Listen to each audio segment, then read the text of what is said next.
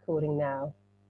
Cool. Okay. Hi everyone. Welcome to week 4 of our series on navigating the design to manufacture journey. I'm Abby Hurd from the Knowledge Transfer Network, where I'm in the manufacturing team. I lead on helping innovators with physical products, people with great world-changing ideas that have a tangible hardware component, realise their products across a whole range of sectors. At KTN, we offer a service that's free to use, free at the point of use. We challenge ideas and thinking relating to your innovation in technically specialised ways and using our experience of the broader innovation process. We build collaborative networks to deliver results, and we're absolutely determined to accelerate innovation to help innovators move from an idea to a manufactured product. We prioritise the way we spend our time to help those who will benefit from it most. So when you guys have got knowledge and insights into the innovation process, it helps us provide you with support to you're better positioned to take on board the advice and the connections that we can offer. So moving an idea into production is a challenge that is vastly underestimated. Only a small proportion of physical products ever make it to scaled manufacture.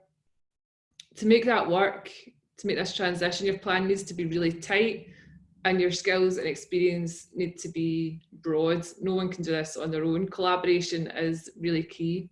So in partnership with Product Design Scotland, we've set out to achieve 2 main things with this series. Firstly, to address the diverse skills and experience that's needed. We'll provide insights from experts and experienced speakers with an opportunity for you to ask questions, helping you to uncover the unknown unknowns and dig into the known unknowns, and generally just to expand your thinking. Secondly, to help address the need for strong relationships and connections. We want to help build a diverse UK-wide community who have interest in navigating or helping other people navigate this design to manufacture journey. So each week we'll be focusing on different aspects of that challenge, things that from experience we see recurring. This week we're looking at design processes and principles with a focus on innovation and manufacturing. So we've got 3 fabulous speakers who are going to speak on different aspects of this. We've got Will, Director from 4C Design and Chair of Product Design Scotland. Will's going to talk about where design fits with the technology readiness levels. Andy's going to give us insights into prototyping, and Derek is going to talk about design for manufacture. So as we go through, you can start to post your questions in the Q&A, which you'll find at the bottom, as Anita said. You can do that from the get-go or as the presentations go on or throughout the Q&A session. But just before we get started, I'd like to mention a tool we're using called Meeting Mojo. So obviously you can't see the other delegates on the call, just the way the platform works, but there is a wealth of experience in the audience as well as with our speakers. And there's an equal amount of you whose ideas would really benefit from some of that experience. We want to join you up, we want to connect you. So to do this, to see who else is here and get in touch with them, you can use this Meeting Mojo platform. So I think somebody can share a link in the chat so that you can sign up, you can create an account and start to connect with people through that platform. So we've got 12 events planned in this series. And registration for the next 4 events is now open. So we'll share the links for that in the chat too, and you'll get an email about that as well. But for now, I'm going to hand over to my co-chair, Ali McInroy, CEO from Technology Scotland, and Ali will introduce our speakers and run through the Q&A panel session. Thanks, Ali.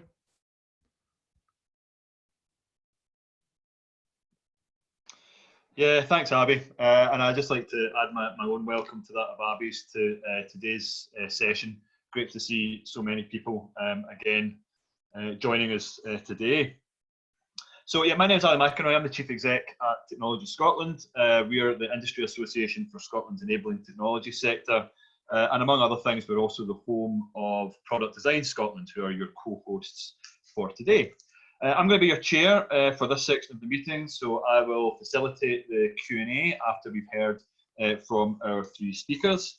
That is often easier said than done when we have a large audience, but I will do my best, and please do not let that put you off submitting your questions. You can do that at any time from now using the Q&A box at the bottom of your screens. Can I make a request that you do use the Q&A box and don't put your questions in the chat box? Any questions that are put in the chat box tend to get lost in the sheer number of comments and things that go through that. So if you can, please put them into the Q&A section. Also, it makes it much easier for me as a facilitator of this if you can, somewhere within your question, identify which one of our panelists you're predominantly aiming your question at. As has been the case in previous webinars, we do expect a significant number of questions, so it makes things much easier for me if you were to do so. I will try my best. I will do my best bartender impression and try and serve you as I remember you coming to the bar, but it's not an exact science and things may go a little bit wrong. Okay, so that is enough of the kind of rules and regulations. We'll now go on to our speakers. And first up, I'm particularly delighted to welcome Will Mitchell, because as well as being Director of 4C Design, he is also our newly appointed Chair of Product Design Scotland. And Will is going to talk us through, introduce us through design processes and technology readiness levels. So Will, I'll pass over to you.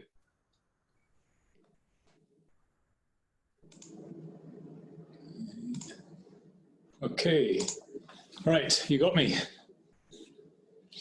Right, good, thank you for that introduction, and good afternoon, folks. This is a new one on me, presenting at a webinar. I've watched a few over lockdown, so I feel like a bit of a lockdown professional now. So what I would like to try and do is, I mean, the design process is a big subject, and 10 minutes is not a lot of time. So what I'm going to try and do is give you some insights and a few sort of suggestions as how we can manage projects. And I guess Abby did allude to this at the beginning.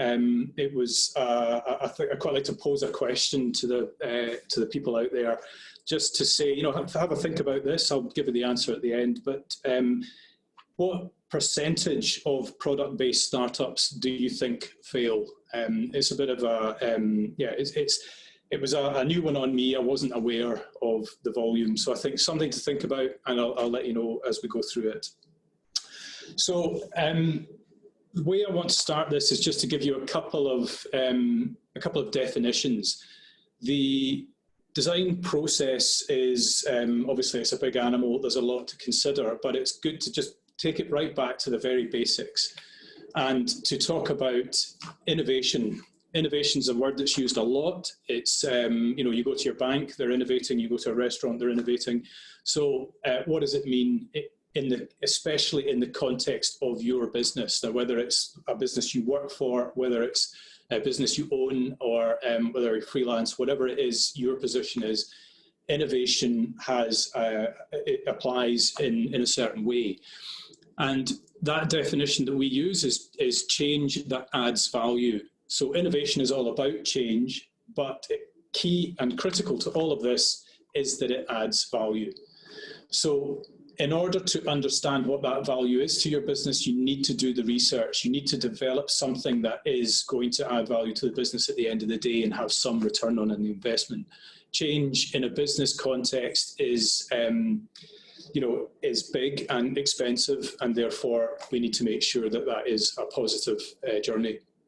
So that's a good definition of innovation. Another definition I want to clear up here is the word design. Again, another very well-used word, and fundamentally, it just boils down to the process of thinking before doing. And, you know, if you are drawing something, you would think about what that thing looks like before you put pen to paper. And if you're thinking of prototyping, it's the same process. Churn it through in your head, do the preparation, and then do. So we use design to perform innovation throughout a business, and that is essentially the two keywords that we like to use. Another thing that I want to tell you about is, as Ali said, was the technology readiness levels. And that is something that we use in our business as a bit of a backbone to all projects. So don't worry if you can't read this. I will kind of go through it in basic detail. But technology readiness levels were developed by NASA in the 60s when they were given the tough mission of putting a man on the moon. Now, putting a man on the moon is quite a big exercise. It's risky. There's going to be a lot of people involved. There's a lot of unknowns, and presumably you want to bring that person back again. So there is quite a lot to consider. So they developed this process of breaking it down into chunks and using technology readiness levels to allow you to do a packet of work, understand what worked, what didn't work before moving on to the next one. And that is kind of the way it's been laid out. Now, we've adopted this, we've changed a few words. We're not readily putting people on the moon, but we are working on projects that require a systematic approach, and this is kind of the best way of doing it. So looking at it from, say, TRL 0, which is nothing, we don't have an idea, we don't have a concept, but what we must have is an understanding of what it is we're trying to do. So we must already understand what value a design will bring to that business. What is the opportunity? So at this point, you need to do your homework. And this is critical because if you go through this technology readiness level system and you end up way up at the end with the wrong idea, you're lining yourself up for a fall, and it becomes a very expensive process. So we like to review this at the beginning of every project to make sure we're all on the same page. What we have noticed in times gone by where we've spoken to clients is that, for instance, they might believe they're at this level of TRL 4, they've done a proof of concept prototype, and they've done some testing and stuff, and they want us to turn this into a production-ready product. As a responsible designer, and as important as I believe this technology readiness level chart to be, I would always want to see the workings. I'd always want to understand what went on before we got to this point, just to make sure we've ticked all the boxes and that we're at a robust level. And I think for us, this is something that we need to dig into, and certainly the earlier stages of the project are stuff that we can really concentrate on, and we can dig out some real insights. Likewise, if you want to go further on up to a production level, you need to go through the steps to make sure that you tick all those boxes too. So where you think you are can be different from where you actually are, and that's something that we need to make sure we measure against this. A lot of people believe that kind of one of the stumbling blocks of a project can be generating the ideas, when actually that is not the case. Actually generating ideas is quite easy, and I'm not just saying that because that's what we do. We do it a lot, but you go online, you find any number of, these are sort of cards that help you think about ideas, generate ideas. I'm surrounded by bits and pieces here. I've got boxes of cards and things. So, but you can put 5 people in a room with a brief and you will get ideas out of it. So that part is not necessarily the most difficult part, but it's certainly having the relevant idea or the right idea for your business can be quite tricky, which is why we say you have to do your research at the beginning. So this is the rather shocking stat that I was alluding to at the beginning, and one that actually came out of an event we were at a few months ago, and it was Abby who presented this. I had to question it at the end of that session and say, this can't be right. But it was a CB Insights investigation. I've subsequently read the paperwork and stuff, and it's quite shocking. There are various reasons, money running out, et cetera, of why these companies fail, because hardware is hard. There's a lot to consider, but almost half of these were failing because they had the wrong product in the first place. And that is the reason why you need some form of structure to break up a project, to understand where you are, where you're going, and why. So this is something that I'm really quite shocked by, and being in the industry for 25 years, had no idea it was as bad as this. So we need to make a difference, and we need to change this. And as part of the Product Design Scotland network, and certainly one of the roles I feel I've got, is to try and get this communicated better and to speak to other companies and make sure we're all on the same page, and that we actually can do something to make this a bit better. Well, a lot better, to be honest. So with that in mind, I want to bring us back to these technology readiness levels and understand that if we're going to improve those odds and we're going to make a difference, then we have to consider what happens at the very beginning.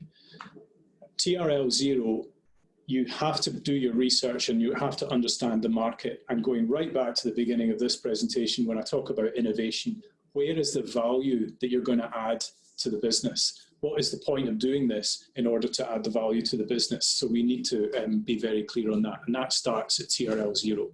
Once we're satisfied with that, we can move on.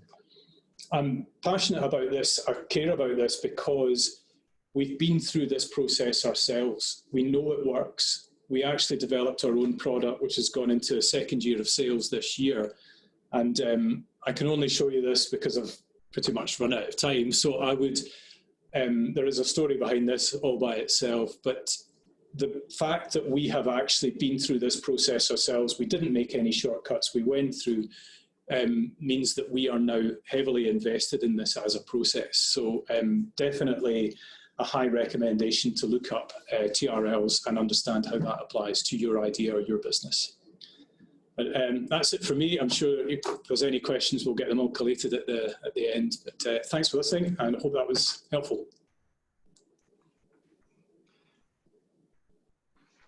Brilliant, thank you, Will. And yes, absolutely, most helpful, I'm sure, for a number in our audience. So thank you very much for that. I can see there are a few questions coming in. Please do keep them coming in. And as that happens, I will move on to our second speaker. I can see Andy's already sharing his screen, which is excellent.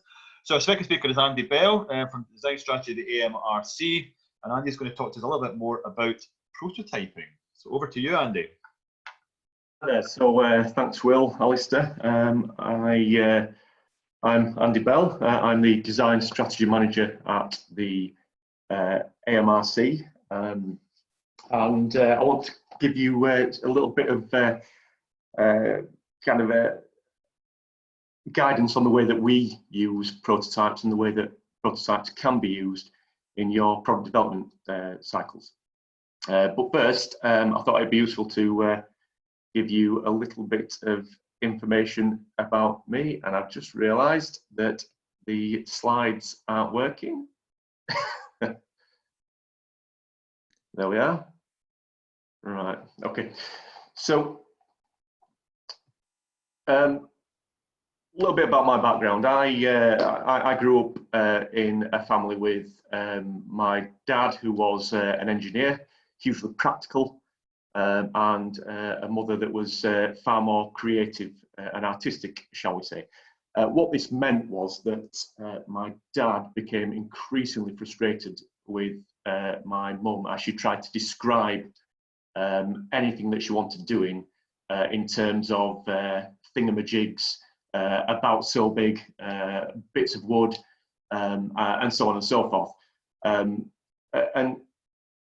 the positive thing that came out of this was that I really learned how to manage in both environments, primarily to keep the peace, I think. But nonetheless, I've over the last 20 years, I've worked across the spectrum of design and manufacturing. So I've done things such as optimized manufacturing strategies for aerospace OEMs, and developed and designed, manufactured and installed my own kitchen, for example. So today I want to give you just 3 very simple ways that we can use prototyping in product development.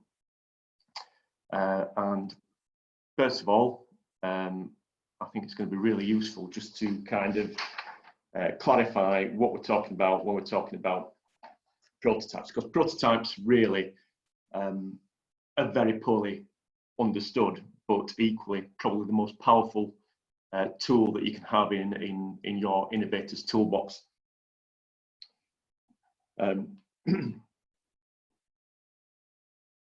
So all a prototype is anything, an object, an image that allows you to communicate and clarify a point or test an aspect of a design between a number of people.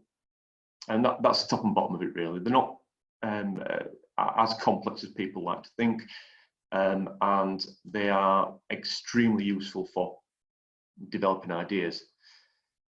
So I'm going to introduce 3 different kinds of prototypes that we use on a daily basis at AMRC, and I would recommend that you all engage with. The first kind of prototype is what I would refer to as a communication prototype. So if you were to describe a football in its geometric term, it's a truncated icosahedron, which outside of any kind of course in higher mathematics is absolutely useless and irrelevant to 99% of the population. An image is far more powerful and it really gets the point of understanding across. And that's very much the first kind of prototype. It can be something as simple as a sketch that you produce on the fly in a meeting room to kind of clarify a point. Or it can be something as complex as kind of a full render of whatever it is the object is that you are developing. Particularly when you are talking to investors, the power and value of a strong rendered quality image, which isn't very expensive to do, can really help with that conversation. And certainly we get approached quite regularly to help startup organisations to do just that, to produce a high quality render that they can take out to investors to get their point across.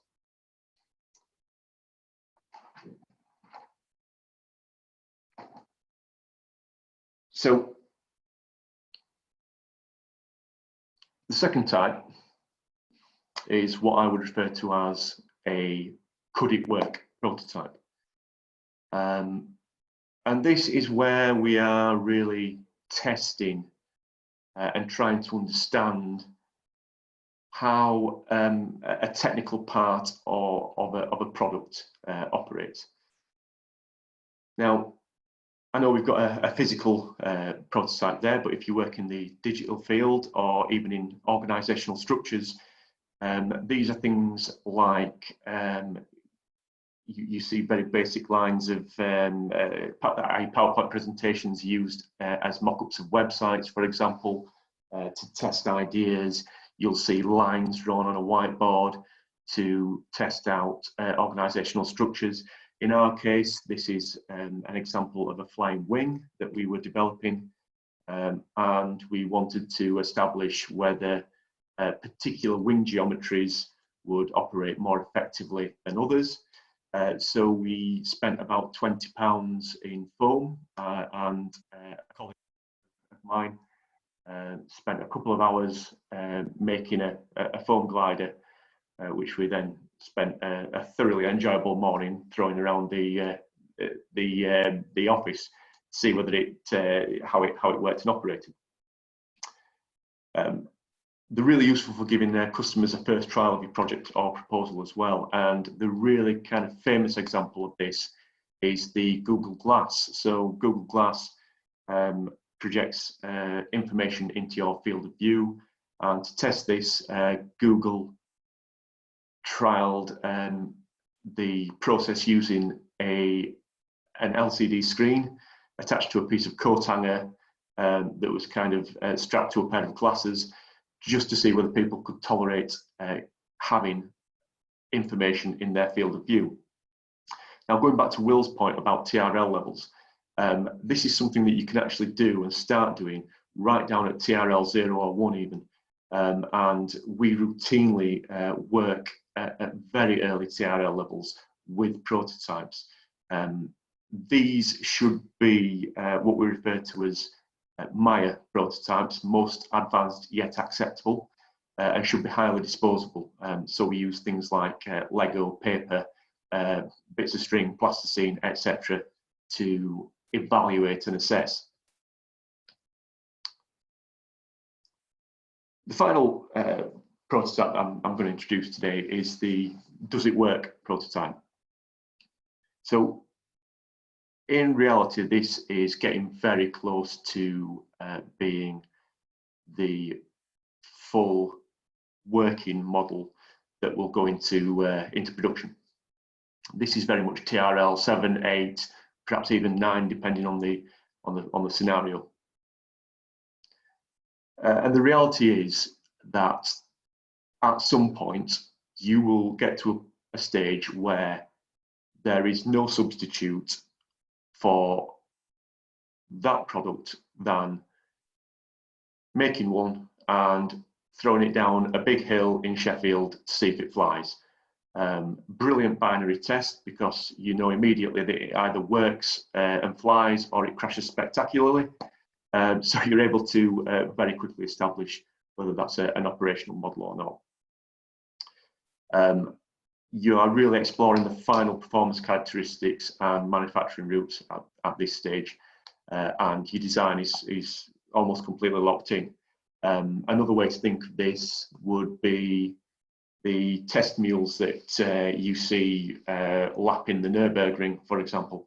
So the vehicles that you see there tend to be 99% complete, but there might still be changes to be made in the final production run, although it's fairly simple things such as minor changes to switch gear and things like that that are relatively simple to resolve at that stage. And that really should consolidate your product, the Does It Work prototype. Just to bring this together, I've put up half a dozen examples or so of to kind of show you exactly how we do operate with prototypes. These are across a variety of the technology. But you can see top left there, we are using Lego to evaluate a mechanical system. We have about £2,000 or £3,000 of the Technic Lego in the office, and we use that regularly to establish whether a mechanical system will work or not. Top middle there is a form fit function model of one of the UAVs that we developed, just to get a feel for the actual geometry and shape, a very small model. Top right there, quick and dirty prototype. So this is very much a could it work prototype for a fuel tank for satellite. And basically what you can see there is a perspex box with bits of paper in. We will actually work live with a customer during these activities as well to get continual feedback. Bottom left, 3D printed integrated USB stick. That's a testing and manufacturing route. Some wind tunnel models, bottom middle there. And finally, going right back to the beginning, you can see some sketches that we use for communication live in a meeting room, again with a customer, to get input and to share information. So that's really kind of bringing it to a close for me, and I hope that I've been able to kind of show you how we can use prototypes to kind of further that development process and move through the technology readiness levels. If nothing else, hopefully it's showing you how you can ensure marital bliss between your parents, because if my mum had been able to prototype, there would have been far fewer DIY based arguments in our house over the years. But otherwise, thanks for your time, and I will pass you over to Derek. Thank you very much. Yeah, brilliant. Thanks, Andy. Thanks for that domestic advice as well as the prototyping advice there, and brilliant to see Lego being used in multiple purposes. Wonderful stuff. Right, okay, I can see the questions coming in thick and fast, the Q&A, that is brilliant, do keep them coming. And we're going to now move on to our third and final speaker, who is Derek Liddle, owner at Invent, Design, Build. And he's going to talk a little bit more about design for manufacture. So, Derek, over to you.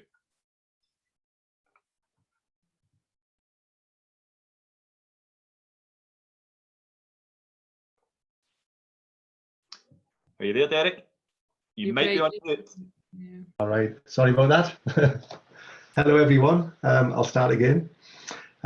So I'm Derek Liddle. I'm the founder at Invent, Design, Build. I'm an engineer involved in new product development for about the last 30 years. So I'm going to try and explain to you what I think is design for manufacture in terms of printed circuit boards, and a little bit of an insight into what goes on under the hood when designing for that.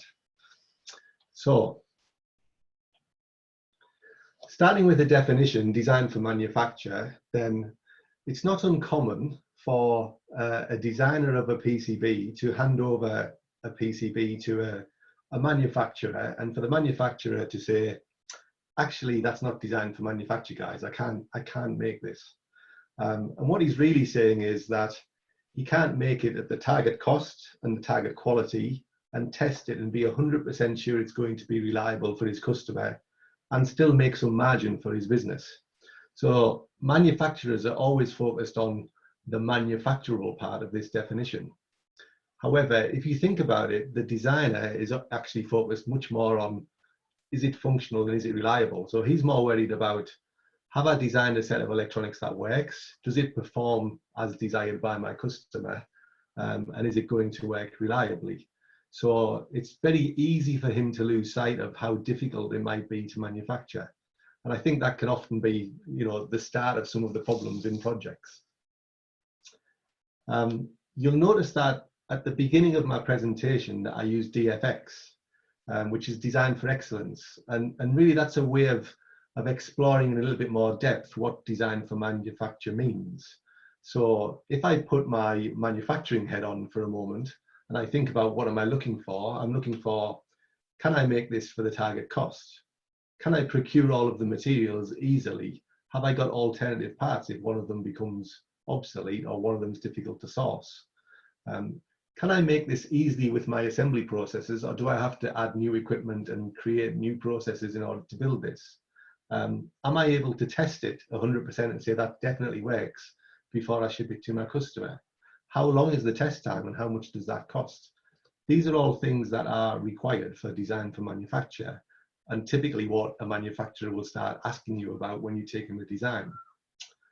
However, if I was to swap heads and talk about design for a moment, then I might be interested in design for security, making sure that the product can be connected to the cloud, can be upgraded over time and over its lifetime to make sure it's always going to be secure. That would be a much more in vogue topic for design right now. So using design for excellence, you can actually start to focus in on and target different parts of the design throughout the design process. I've added some slides just to get us all on the same page when I talk about a PCB. So for the purposes of this presentation, I'm talking about a printed circuit board without the components assembled. So if I was to say a PCB here, I'd be talking about an assembled printed circuit board. I've given you a reference design at the end of this presentation with Altium, which kind of takes you through the design process and manufacturing process. But what I'd like you to kind of just get from a quick snapshot of this slide is there are many materials involved in building a printed circuit board. It's made up of copper and a laminate substrate. It's got etching and chemical etching going on. You then end up with some layers which are then bonded together to form a multi-layer board. That's then copper plated and so on and so forth. And it's got many processes and many materials involved. So what I'm trying to say really is that although everybody sees a printed circuit board and reference boards are available today, it's actually a complex piece of manufacturing process that goes on to create that. A good source for understanding that is the IPC checklists. So if you look at that, IPC have identified that actually 32 different parameters involved in specifying a PCB. There's 212 variables and some big number of combinations that I can't actually count.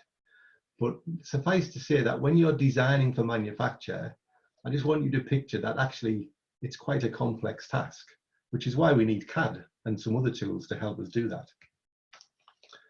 So one of the things that can help you decipher, how big, how complex the task is to start defining that complexity.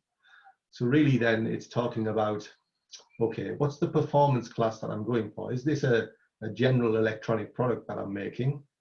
Or is it a highly reliable product that I need for harsh operating systems? So IPC give classes and definitions of where that might be. They also give classes and definitions for producibility. So you can start to gauge how big is the challenge that I'm taking on here. The other thing that will actually determine your complexity is what's involved in your product. Does it have high-speed interfaces that need impedance matching? Are you embedding antennas within your PCBs? These types of things add design complexity, which I'm not going to talk about today, but that is another topic in itself. So in order to give you a feel from some of my experience here, I feel a bit vulnerable, but I thought I'd list common issues. So these are actual things that I've seen happen on various projects throughout the years, and typically not on a single project, usually on more than one project. But they range from design errors. So for example, a creepage and clearance distance was insufficient to meet an approval standard. That surprisingly comes up more often than not on projects that require electrical safety. I've got another one here, electrical migration after humidity exposure. That was actually a mechanical change that allowed the air in close to a battery connector, which then resulted in electrical migration over time across the battery contacts. So there are interactions between components that can cause product failure as well. And then you have, for example, process-related things in the PCB manufacture. So the thermal failure of component joints was actually because the actual surface finish on the BGA wasn't as specified by the manufacturer, which resulted in a poor joint. So there's a whole host of different issues that can come across. I did a bit of research and just picked up from different PCB manufacturers what types of issues come up, and it's the same story. There's issues right across the different manufacturing processes that are used in building a board. So I've captured these here for you. I'm not going to talk about them, you'll be pleased to know. But if you wanted to, if you're doing a PCB design or you're working with a design team, then it's worth sharing these lists with them so that they can make sure that they're considering that in their design. In terms of PCB design steps, then I've highlighted here the market demands, because that's really important. And we have a little acronym in Invent, Design, Build, which is FEARS, my design FEARS. And it's really about trying to quantify what are the requirements. So it's functional is all about what is the performance of your PCB, your electronics that you're designing, what are the performance requirements. The environmental is really, where is it used? Is it temperature and humidity? Is it got mechanical and shock requirements? Approvals is looking at regulatory and industrial approvals. So have we checked and do we know what approvals the product needs? We need to know how reliable that product needs to be, and if that's going, what's the lifetime of the product and the expected defect rate. And then nowadays security is becoming more and more important for connected devices, so we check to make sure that we've thought about the security strategy for the product. So these are our fears, and only when we've looked at that is it really safer to progress into a design. So that's kind of how we manage that. And then we do electronics design and PCB design. And the key thing I'd like to highlight here is that actually the earlier you can involve your manufacturer in the design process, the more the likelihood is you will successfully design your product to cost targets, quality targets, and have considered the full testing of your product. So I would recommend select your manufacturer early and get them involved when you make your first prototype PCB design, because that's the best way through communication to ensure success. You may also find that large organizations and corporates might have an internal standard. So you might have Design for X standards that you have to follow. The IPC have excellent standards, and I'll show you a reference to that as well, which you can follow for design. And then if you are working with a manufacturer, ask them what are their capabilities for their manufacturing process. Ask them what have they got a design guide for manufacture. With all of those inputs, the really key thing is make sure that your design process has design rule checks and a strong manufacturing release process, because these things will ensure the quality checks to make sure that you actually give good data to the manufacturer. I've shown that a slightly different way, which is the invent, design, build process. And it's just to show you that if you look at that as a sequential process, then you can have checklists and gates to make sure that as you go through the process, you're capturing and making sure that you design your product for manufacture. And the other thing is, as you look at this progress, bear in mind that once we start selecting components almost at the detailed engineering phase, as soon as we get past gate 1, at that point, we're starting to make choices that impact the manufacturer. So they should be involved right back here. It's fair to say my experience is they're not usually involved. Quite often in projects, I find they don't get involved until probably prototype or design updates. So that's a common mistake. I'll put in here a reference to the IPC standards. IPC 221B is the standard for printed circuit boards, and it takes you right through requirements all the way through to quality assurance. So if you're using a supplier or you're working as a manufacturer, I would recommend take a look at the standards and check to see if your design team are familiar with them, because that's actually a wealth of information that can help you avoid problems. So in summary, my tips are: have a clear scope, decide what's important to you, design for what. Make sure that you've alleviated your fears and made it safer to proceed, and understand the complexity of the board that you're trying to make. Involve manufacturing just as early as possible, and use standards and checklists and implement design rule checking in your CAD to ensure that you have design for manufacture.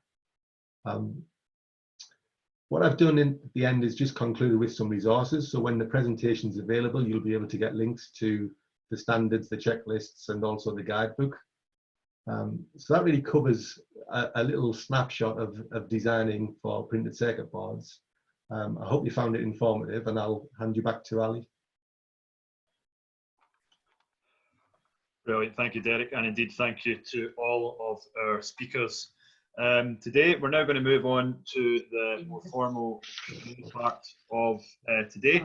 Just before I do, you may have noticed within the chat and the Q&A box that there is an appeal from Kostas Petrakis, who is a PhD student at the University of Strathclyde here in my hometown of Glasgow, so keen to support, who's doing research around engineering design prototypes. So if anybody would like to engage with Kostas, who's keen to do some short interviews, then please get in touch directly. Okay, doke. So we'll move on to the questions. There are plenty of them coming through. As usual, we will not have time to answer all of them, but we will try and answer as many of them as we can offline after the event. But we'll just kind of go through the panels, I guess, sort of one by one, really. But we'll start with the first question is to you, Will, so get yourself prepared. And it's from Rebecca. What kind of research do you need to do at TRL 0? What questions should you be asking? It's obviously a good question because it's so critical for the rest of the process. But the slightly annoying thing about a question like that is that it's so wide in that for every project it tends to be unique. So you really need to understand the context of what it is you're trying to do, who your customers are, and get out there and do your research. I mean, for example, we worked for the agricultural industry. If you are looking to introduce something, you have to then understand the working practices. Also be aware of resistance. You know, people don't really like change when they're into a routine, and they can be a little bit blinded by what they're doing versus what they could be doing. So there's sort of ways of just kind of extracting information out of people. And again, there are actually quite a lot of resources on that online, just to be able to, I mean, the IDO do various packs and stuff like that around how to interview and get the best out of your research. So yeah, unfortunately it tends to be unique to each project, but it does actually form quite a good reference point to keep coming back to when you're developing a product. Brilliant. Okay, thank you, Will. So I'll move on to you, Andy, for the next question. And this one is around, I mean, do you have any tips on how you prototype when your prototype isn't made in the end material, perhaps due to, say, tooling costs, things like that? Any tips to alleviate that issue? Yeah, this is a very difficult problem, actually, and really centres around the misunderstanding of the use of prototypes. So what we are constantly trying to do is increase confidence in the final design right throughout the design process. So we are using prototypes continually and they can be part prototypes. For example, we had a gimbal that had some fluid pipes running around it, and we mocked that up in Lego to understand how the pipes might interact with the body of the gimbal. Now, that's not a final production solution in the final material, but it increases the understanding and therefore the confidence level in the final design. So ultimately, we are continually moving incrementally there towards that 100% confidence interval, where we feel able to go to a much more expensive prototype.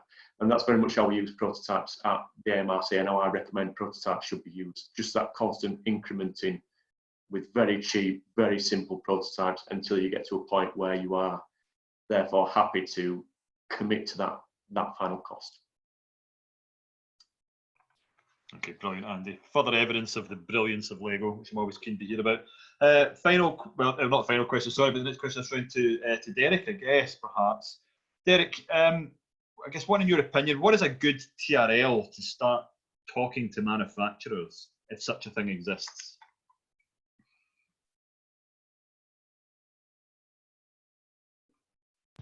So I would estimate that a good TRL to start talking to manufacturers is probably once you've got a proof of concept in a lab. So once you've proven that it kind of works, and that your concept is sound, and you're starting to think about moving through the TRLs, probably 4 and upwards, then I would suggest that at that point you can start engaging and talking to manufacturers.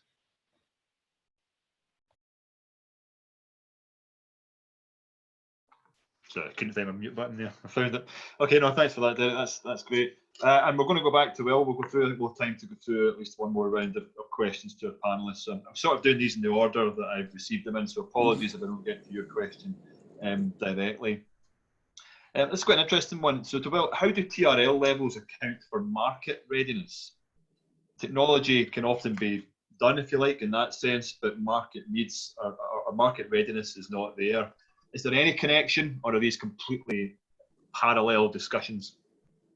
I think that everything kind of runs in parallel, and I think when you're talking about marketing and you're talking about the message that you're sending out to essentially advertise that new technology or that new product, a lot of that will come from the research that originally came at the beginning, you know, where you're effectively saying, you know, these are pain points that people are experiencing, and these are the points that we want to talk about at the later stages, saying that we've solved these. I think that's Well, I hope that's kind of what is meant by that question. But it's everything runs in parallel, and you have manufacturing readiness levels, you have, I guess, marketing readiness levels, you have all sorts of things, but the technology that fundamentally what you're designing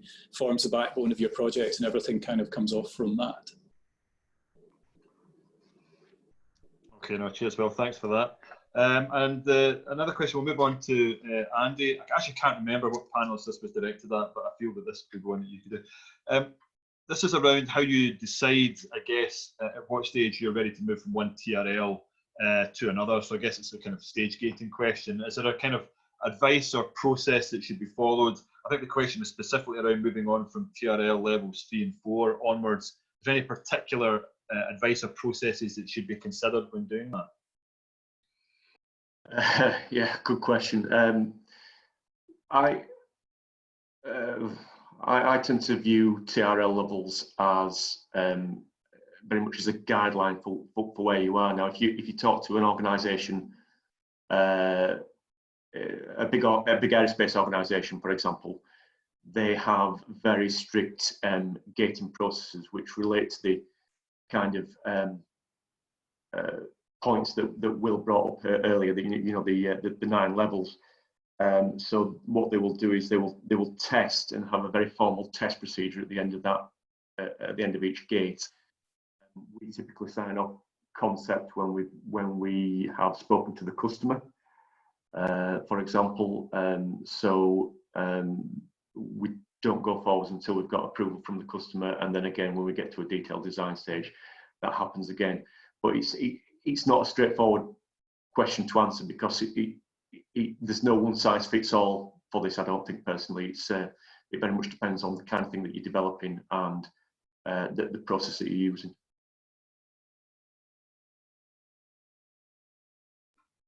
Okay, cheers, Andy. Thanks for that. Sorry, I lost my mute button again. Still a bit of an amateur at this, I guess, really. Just before we get to, I think we'll have time for one final question. There has been a couple of questions submitted around, I guess, designing for sustainability, or in that sense. So it's a good opportunity for me to promote next week's event in this series, actually, which is Designing for the Circular Economy. That'll be week 5 of our series this time next week, where we'll be discussing that in much more detail. So thanks for the questions on that. We're running out of time, but please do tune in for that one. So time for a final question. This one is towards you, Will, actually, it's not an easy one, but you brought it up, this failure rate of yes, hardware companies.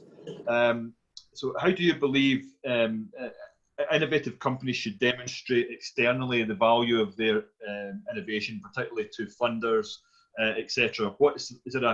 Is there a key ingredient in there that funders or others should be looking at that would help to perhaps negotiate some of that?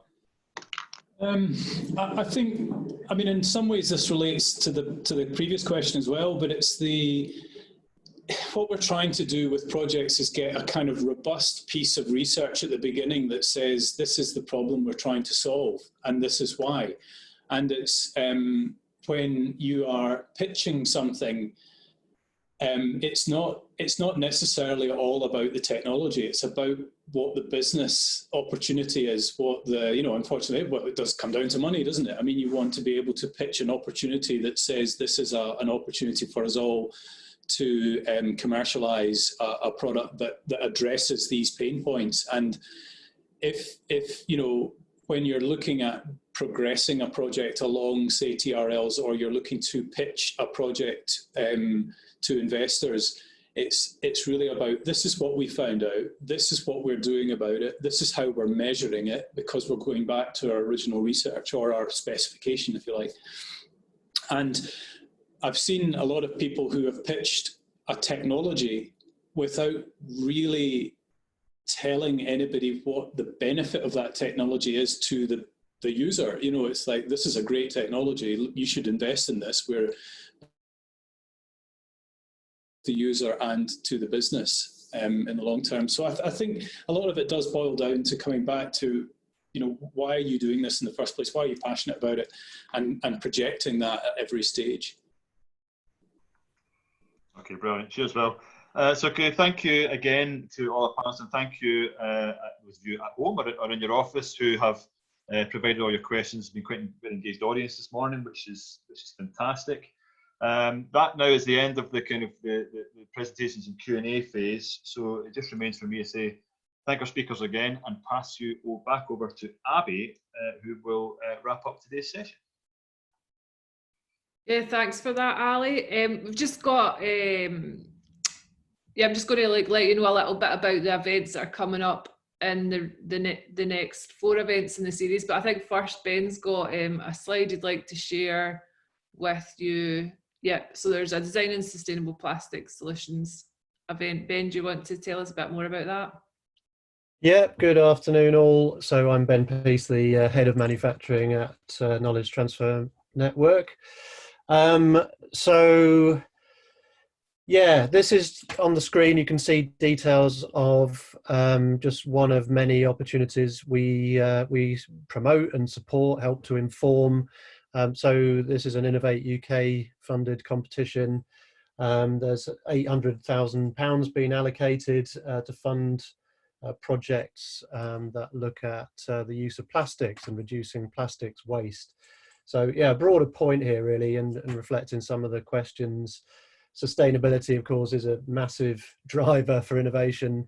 I'm sure, yeah, many of you have got ideas that tackle that, tackle sustainability related topics, both the social and the environmental side. So we've got a tool called Horizons. I'll post a link in there that will help you to flesh out your understanding of those factors that indeed will be relevant across any project.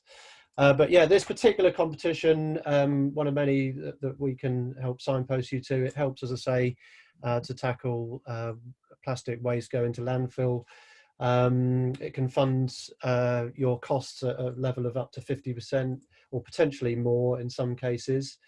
And it's looking at the redesign of existing goods or the development of new goods that obviously involve plastic. That serve a market need in a different way. So you can see the range of sectors there. It's kind of sector agnostic, this particular competition. Yeah, we as KTN, we can connect you to the right partners, design expertise, manufacturing expertise, for instance. If this particular competition isn't relevant to you, yeah, keep watching our comms channels, keep talking to us, and we'll find the opportunities that are relevant. I'll post the link to the webinar that we're doing on this particular call into the chat. So yeah, hopefully see some of you at the webinar on 20th of May. Back to you, Abby. Cool, thanks for that, Ben. Yeah, so just a wee reminder of the next 4 events that are coming up. So the next one, we've got some really great speakers, really excited about the events.